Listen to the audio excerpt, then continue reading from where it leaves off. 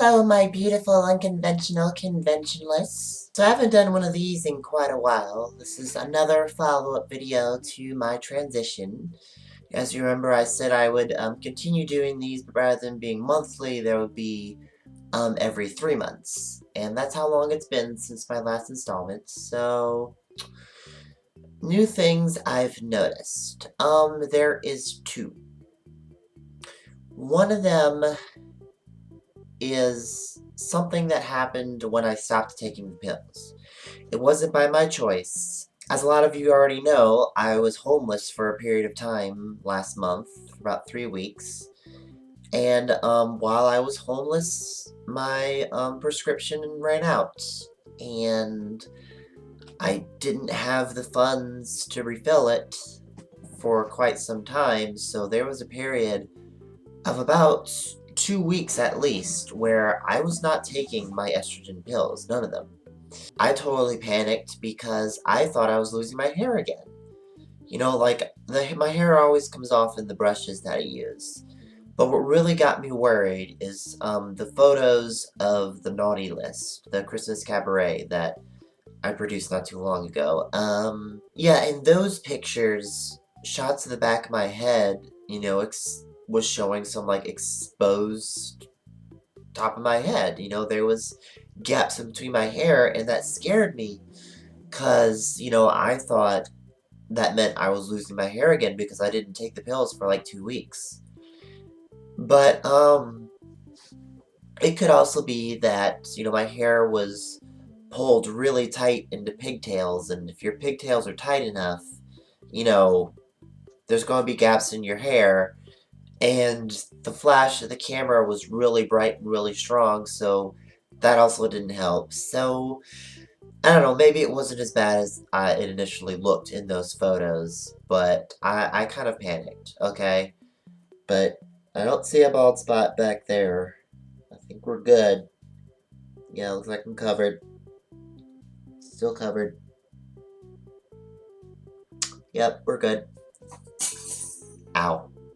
Now, another thing I noticed, while I was off the hormone pills for 2 weeks, getting really personal again, you guys, personal shit, but, something, like, totally unexpected that kind of, like, caught me totally off guard was, I masturbated, and the ejaculation was, like, a full cum shot.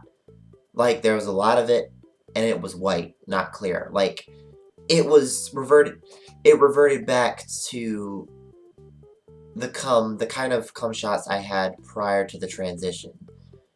And that was unexpected. I didn't know that could come back with just, like, still minimal testosterone in the system.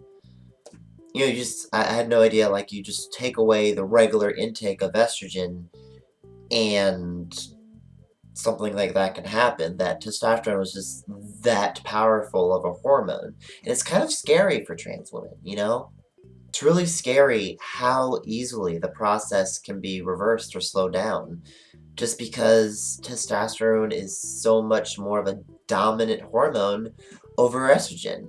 And that's one of the things that I really feel like makes it tougher on the M to F trans people than F to M.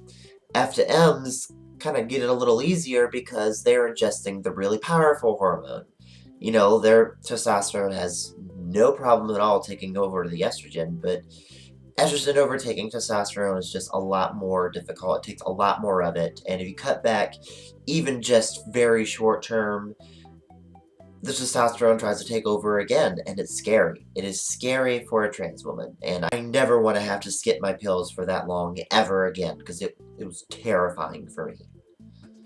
Now, another thing I want to mention is that I've come to realize that I am actually not that bad at singing. At least, you know, not as bad as I used to be, because prior to the transition, I could not sing for shit. I sounded like a cow giving birth to Siamese twins. But, you know, I mentioned that one of my best friends, Blue, she bartends nearby, and I go there regularly for their karaoke Mondays, and through that, I've kind of come to discover that I can sing to an extent.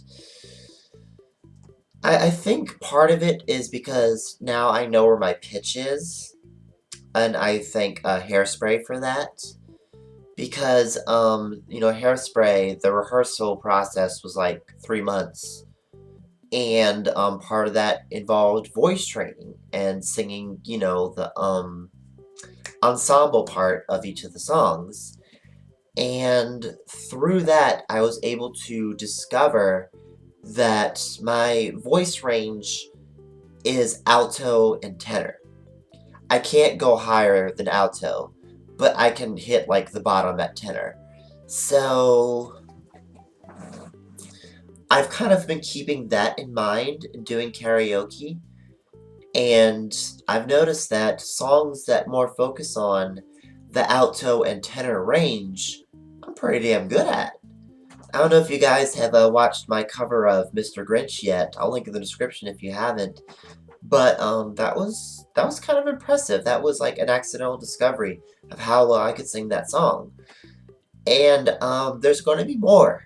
There's going to be more songs on this channel that I'm going to sing covers of. And I think another one that I discovered that I am really good at in karaoke, and I want to record a cover for you guys, is Clint Eastwood by Gorillaz. I'm really excited to record it. I gotta wait for my voice to go back to normal, because I've been, the weather's been really affecting my physical health, just because, riding the scooter, the wind chill is so bad, and it affects me. It makes me very mucusy and gross. So when this clears up, I'm gonna record that cover for you guys, and I really hope you enjoy it when it's uploaded.